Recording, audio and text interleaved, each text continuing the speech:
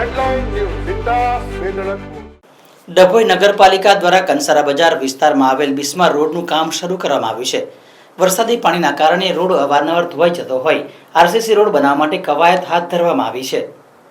કોંગ્રેસ પક્ષ દ્વારા ચૂંટણી નજીક આવતા વોર્ડ નંબર 8માં રોડમાં ભ્રષ્ટાચાર થયાના આક્ષેપ લગાવાયા હતા અને આવેદનપત્ર આપવામાં આવ્યું છે, જેને લઈને પ્રમુખ બિરેન શાહે ખુલાસો આપતા જણાવ્યું હતું કે રોડના કોન્ટ્રાક્ટરને અગાઉ નોટિસ આપી દીધી છે, બાદ કોંગ્રેસ સામે આવે છે। જ્યારે નગરના વડોદરી ભાગોળથી ટાવર સુધીનો રોડ પણ અતિ બિસ્માર થઈ ગયો હોવાની બૂમો ઉઠી હતી, પરંતુ તે રોડ વરસાદી પાણીના કારણે ધોવાણ થાય છે। 2 વાર અગાઉ નગરપાલિકાએ રોડ રિપેર કરાવ્યો છે। કોન્ટ્રાક્ટરને બીજી વાર રોડ રિપેર કરવાના 1 પણ રૂપિયા આપ્યા નથી તેમ જણાવી પુનઃ રીસર્ફેસ કરવામાં આવી રહ્યો છે તેમ જણાવ્યું હતું। કારોબારી બેઠકમાં રોડને આરસીસી બનાવવા માટે પણ નિર્ણય લેવાયો છે। ચોમાસા બાદ તે કામગીરી પણ હાથ ધરાશે। હાલ કોઈને અવરજવરમાં તકલીફ ન પડે તે માટે રોડને રીસર્ફેસ કરવા કવાયત હાથ ધરવામાં આવી છે।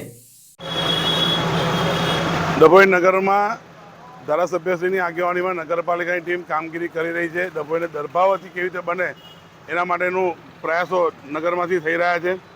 એ સમયે કુંભકર્ણની નીતિમાંથી ઉઠેલી કોંગ્રેસ જે ચૂંટણી નજીક આવી રહી છે એટલે ખોટા આક્ષેપો કરવાની ટેવ પડી રહી છે એમને। જેવા કે વોર્ડ નંબર 8માં જે રોડના કામ ચાલે છે એને ઓલરેડી નોટિસ આપી દીધી છે, છતાં પણ આવેદનપત્ર આપીને ખાઈ ધતિંગ કરવા ઊભા થયા હતા। સાથે વડોદરી ભાગોથી ટાવરનો જતો રોડ જે ડામરનો રોડ થયો હતો 2024માં, જે રીસર્ફેસિંગની ગ્રાન્ટમાંથી થયો હતો અને એ રીસર્ફેસિંગ ગ્રાન્ટમાં રોડ ખરાબ થઈ જતા, પાણીનું વેન વધારે હોય ખરાબ થઈ જતા એના એ જ કોન્ટ્રાક્ટર પાસે એ જ વોરંટી પીરિયડમાં કામ ફરી કરાવ્યું હતું, જેનું પેમેન્ટ ચૂકવવાનું આવ્યું નથી। એટલે ટૂંકમાં વોરંટીની અંદર જ એનું કામ પૂર્ણ કરાયું હતું। પણ હવે આ મહિનો પતે, ચોમાસું પતે એટલે તાત્કાલિક એને આરસીસી રોડ બનાવવાનું મંજૂર કર્યું છે, જે રીસર્ફેસિંગની ગ્રાન્ટમાંથી પૂરું કરવામાં આવશે।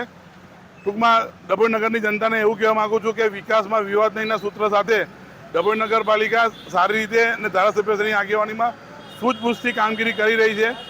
ખાલી કોંગ્રેસના સભ્યો ચૂંટણી આવતા સફાળા જાગી ગયા છે, જે એમને જોવાનું રહ્યું।